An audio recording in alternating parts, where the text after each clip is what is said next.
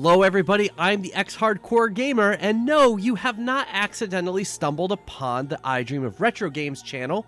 There's actually a brand new Alien Hominid game here in the year 2023. The Behemoth have created yet another action-packed retro-inspired shooter, but now it has some more modern roguelike elements. Before we get any further into Alien Hominid Invasion and see how it holds up to the original, why don't you invade on over to patreon.com/idreamofindiegames. By heading over there, you can find out different ways that you can help support us here at this channel. They include perks like exclusive access to our Discord channel, early access to some videos here, as well as at our sister channel, I Dream of Retro Games, and maybe even some free games when you get into the higher tiers. So take a look now and see what fits into your budget. For those of you that remember the turn of the century / millennium, there was a website called Newgrounds that had a bunch of games on it based in Flash, which doesn't even exist anymore. So I'm gonna go cry myself to sleep in the corner as I feel old. One of those Flash games was Alien Hominid, and it was so popular that it ended up getting ports to the consoles. Came out for the Nintendo GameCube, Sony PlayStation 2, and Microsoft Xbox. It also got a port later on for the Nintendo Game Boy Advance. The popularity was due to the fact that it had nice old-school run-and-gun action similar to something that you would see in Contra,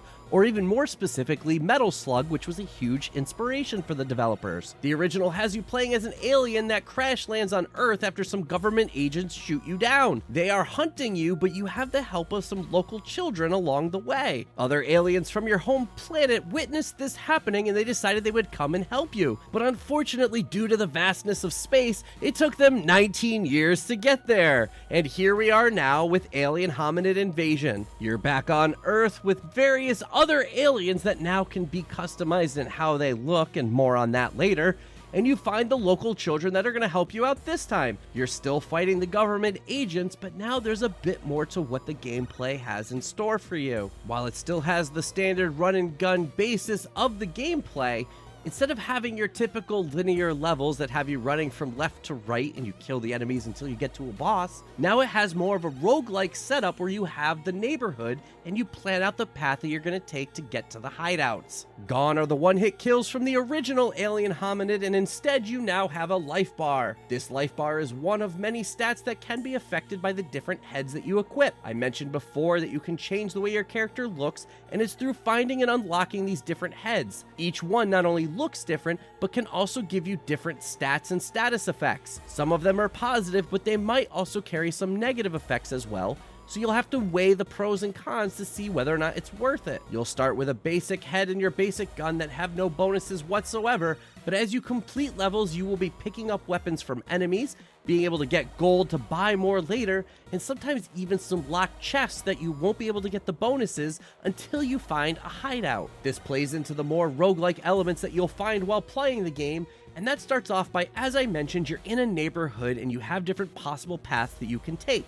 The levels will be presented to you in a random order, and depending on which way you pick to go, that will change the way that it branches going further. As you walk down the streets of the neighborhood, you'll be given a threat meter that tells you how difficult the level may be, and there might even be some icons to show you which way you pick that will have more coins or even lives to collect while you're there. So when you play the actual levels themselves, what makes them different from the original? Well, now, instead of running left to right, as I mentioned before, they're almost a bit of kind of like an arena type level where they wrap around and you can continuously walk in either direction. You'll be given a series of objectives that need to be completed to finish a stage, and they range from things like surviving waves of enemies, taking out a specific color of enemy, maybe delivering an item somewhere, or collecting enough fax pages to fax back to your spaceship. Remember, like I said, they're from 19 years ago with their technology. Finish enough of these objectives in a stage and a tractor beam will show up to be able to suck you back up to your home spaceship. Once you've beamed back up, you'll then get your XP for completing the level, which then levels you up to give you more abilities and weapons, and you pick the next stage that you're gonna go to. This will be the basic gameplay loop as you just complete stages, pick the next one, and keep going until you get to the end boss stage at the end of the neighborhood. There sadly isn't a ton of variety when it comes to the level layouts and just basic environment looks,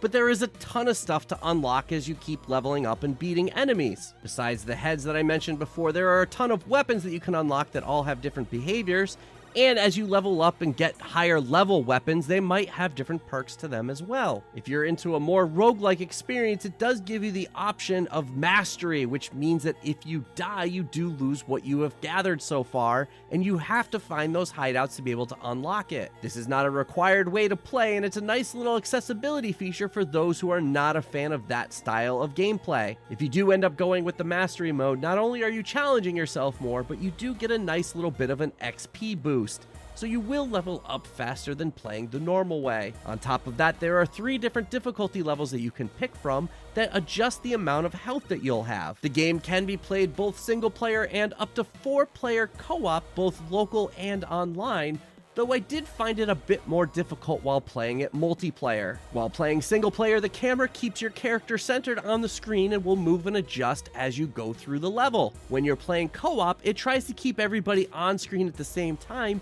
even when you're playing online. So that means you can only be so far apart from each other before the camera will just stop moving. This means that you'll have to communicate a great deal with your teammates to tell them which way that you need to go.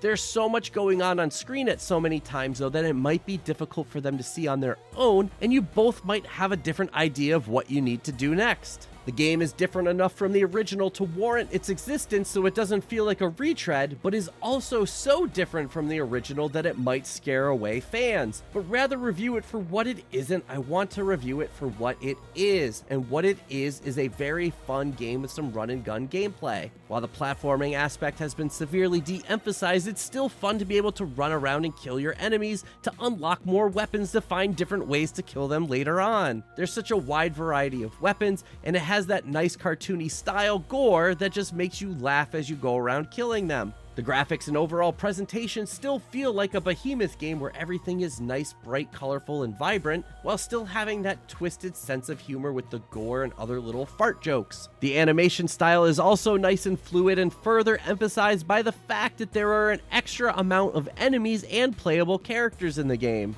The music of the game is also nice and upbeat, and very much like what you would find in previous behemoth games. They certainly have their own style to them that makes them stand out above other indie game developers. How often can you mention that the soundtrack of a game can also make you laugh? It just adds to the overall enjoyment of playing the game. Announced back in 2020, there was definitely a lot of time spent making Alien Hominid Invasion, and all that hard work shows. The game has awesome graphics, a great soundtrack, and really fun gameplay that's marred only by the fact that it does get a bit repetitive at times. There is some room for improvement, but it has so much fun to be had that I feel like I still need to give it a genie lamp. And I'm going to give this game the bronze genie lamp. If you're a fan of run and gun gameplay, especially with roguelike elements, this is going to be a game for you. Fans of the original, I say, come in with an open mind so that you can play it for what fun you can have instead of what it doesn't do like the original. It's been 19 years, it's time to move on, people.